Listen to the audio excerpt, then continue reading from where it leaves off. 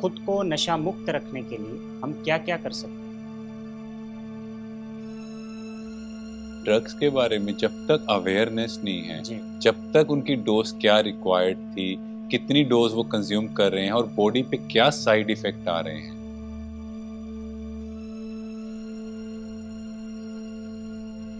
क्योंकि क्रिएटिविटी के लिए नेगेटिविटी से दूर होना पड़ेगा। हाँ जी।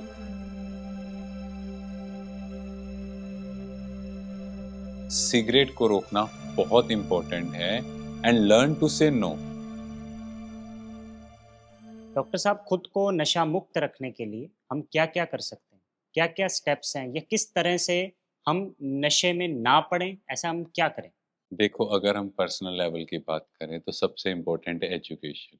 क्योंकि हमने पिछले सेशंस में भी जाना कि जो ड्रग्स ले रहे हैं, उन्हें ये अवेयरनेस ही नहीं है कि वो किस ट्रैप में फँस रहे हैं। जी, बिकॉज़ जो प्लेज़र ड्रग्स से मिल रहा है वो टेम्परेरी है, वो कुछ टाइम के लिए है। हाँ जी, बट अल्टीमेटली जिस वो ट्रैप में फँस गए, जी, उन्हें पता ही नहीं है। पता ही नहीं, बिल्कुल। और अल्टीमेटली वो इस ट्रैप में इतना बुरी तरह से फँस जाते हैं, क्योंकि कहीं न कहीं जो लोग ड्रग्स सप्लाई कर रहे हैं, उनका मोटिव क्या है?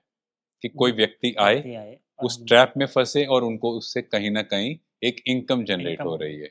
एंड नेक्स्ट बहुत इम्पोर्टेंट है नॉलेज ऑफ पॉइज़नस इफ़ेक्ट्स। क्योंकि ड्रग्स के बारे में जब तक अवेयरनेस नहीं है, जी, जब तक उनकी डोज़ क्या रिक्वायर्ड थी, कितनी डोज़ वो कंज़्यूम कर रहे हैं और बॉडी पे क्या साइड इफ़ेक्ट आ रहे हैं। हाँ जी, जब ये सारी चीज़ें किसी भी इंडिविजुअल को पता होगी, मुझे नहीं लगता कि वो ड्रग्स को कंज़्यूम करेगा। जी, क्योंकि अवेयरनेस होने से ही इस प्रॉब्लम से निजात पा सकते हैं। Next is encouraging creative skills और एक्टिविटीज़। देखो, हम सब देखें, जब हम फ्री होते हैं, तो हमारा माइंड कहीं न कहीं नेगेटिव, वेस्ट या डिस्ट्रक्टिव चीज़ों की ओर जाएगा। जी, ऐसे ही कोई भी व्यक्ति है, जब वो अपने आप को क्रिएटिव चीज़ों में बिज़ी रखेगा, उसका माइंड बिज़ी रहेगा, क्योंकि क्रिएटिविटी के लिए नेगेटिविटी से दूर होना पड़ेगा। हाँ जी, और जब हम क्रिएटिव चीज़ों में जा रहे हैं, तो ऑटोमैटिकली हम नेगेटिव फैक्टर से डिस्कनेक्ट होंगे। हमारा पूरा फ़ोकस अपने करियर की ओर होगा, तो ऑटोमैटिकली हम नेगेटिव लोगों से, नेगेटिव सोसाइटी से दूर हो जाएँगे। जी, next and very important, remain free from cigarettes. Because ये देखा गया है, जो स्मैक है या ब्राउन शुगर की हमने बात की, वो सिगरेट के अंदर डालकर ही कंज़्यूम कर रहे हैं। हाँ जी, तो अगर कोई व्यक्ति सिगरेट ही कंज़्यूम नहीं करेगा, तो ऑटोमैटिकली उसका स्मैक का जो वाइडली स्प्रेड ड्रग है, उसको यूज़ ही नहीं करेंगे। जी, तो इसीलिए सिगरेट को रोकना बहुत इम्पोर्टेंट है एंड लर्न टू से नो। जब भी कोई व्यक्ति कहीं भी ग्रुप में है या कोई किसी का मज़ाक बना रहा है कि तुम ड्रग्स नहीं लेते, उस व्यक्ति को जब तक ये नो बोलना नहीं आता, तब तक वो इस ड्रग के ट्रैप से बच नहीं सकता। मैंने बहुत लोगों को देखा है जो ना नहीं कर पाते। यस, वो कहीं न कहीं पीयर प्रेशर में या सोसाइटी के चक्कर में या इमैच्योरिटी में आके वो डिसीज़न ले जाते हैं। जी, बट नहीं, आपका विल पावर बहुत स्ट्रॉन्ग होना चाहिए, तभी आप नो कह पाओगे।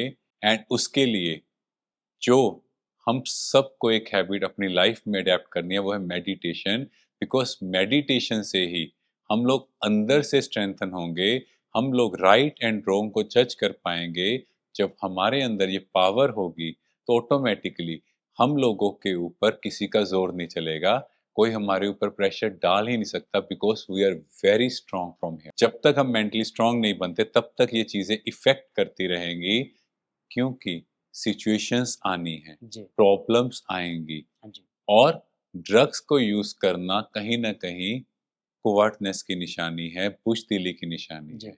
और जब हम मेंटली स्ट्रॉन्ग होंगे, हमें लगेगा ठीक है ना, it's a part of life, problems आएँगी और आप इतना फर्मली सामने वाले को मना करोगे कि वो दोबारा आपसे ऐसी बात ही नहीं करेगा। उसके लिए आपको अपना ऑरा बहुत प्योर एंड पॉज़िटिव बनाना है, तभी हम इंडिविजुअल लेवल पर इन ड्रग्स से मुक्ति पा सकते हैं। शुक्रिया डॉक्टर हिमांशु। Thank you.